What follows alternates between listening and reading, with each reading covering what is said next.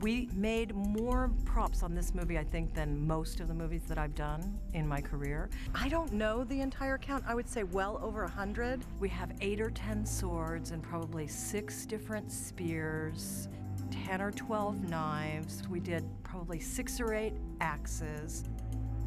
It's a lot of different choices of kinds of weapons.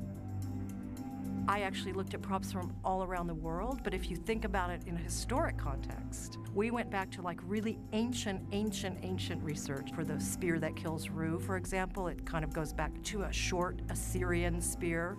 There isn't even any research on it, but we saw drawings. So this is the big display of some of the key weapons. Most of the weapons were originally made in aluminum, and then from the aluminums we would cast them and make them in varying grades of rubber. We have fight rubbers, and then we have also super soft ones that we use for hitting people.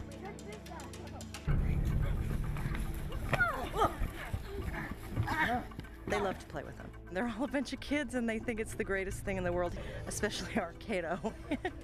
He really likes hitting things.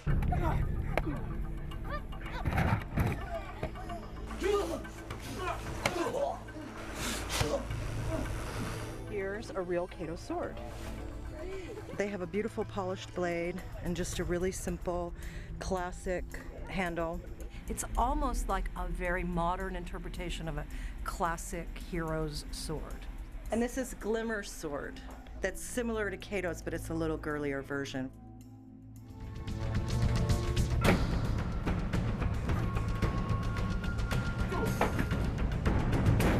This is Thresh's sickle.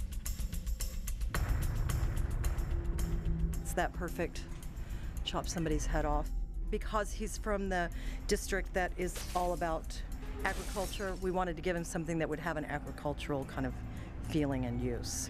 Well, Clove's definite weapon of choice is throwing knives. Clove is an expert at throwing knives, we learn in the training sequence.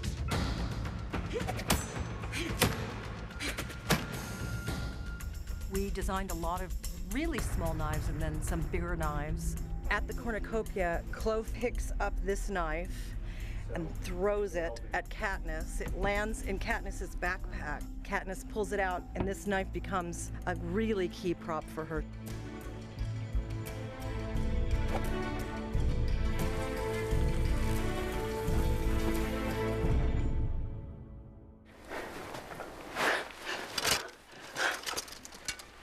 I think my favorite prop in the movie is her bow, her arrows, and her quiver.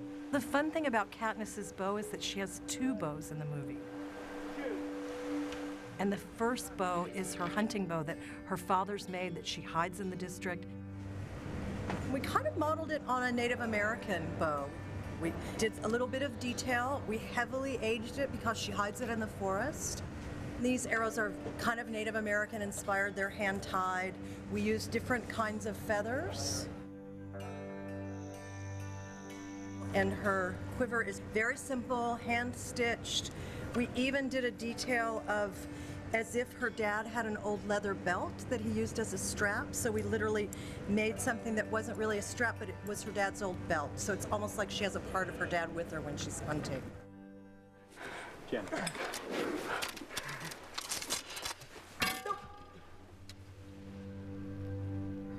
We wanted the other bow for the games to reflect the capital, as if everything that was made for the games was made by artisans. They kind of all had a uniform look. It's an aircraft aluminum with an anodized finish to look as if it's steel. In the book, it's described as a steel bow.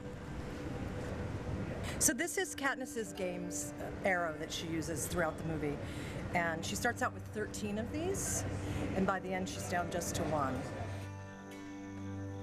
These are all made by hand. We wanted something very long and thin and dangerous and high-tech, but that was functional. So the fletching is clear plastic with silver mylar, but it would work as feather fletching would work.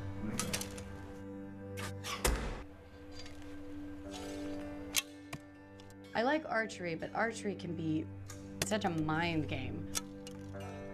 If you get it wrong, you get whipped here with a guitar string going like over 100 miles an hour, and it is so painful. And then you keep doing it, you keep getting hit in the same spot. So I have a very big, large love-hate relationship with archery. Okay.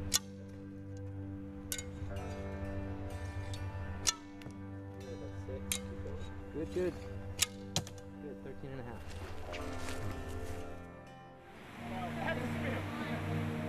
Knowing that everything that you do, there's a whole group of people who have read and imagined in their own mind's eye what this item is, you feel this great responsibility to them to make sure that it's as good as it can be and that it really fulfills their fantasy and their images of what it might be. And maybe even surprise them with something that they didn't expect but that they might like.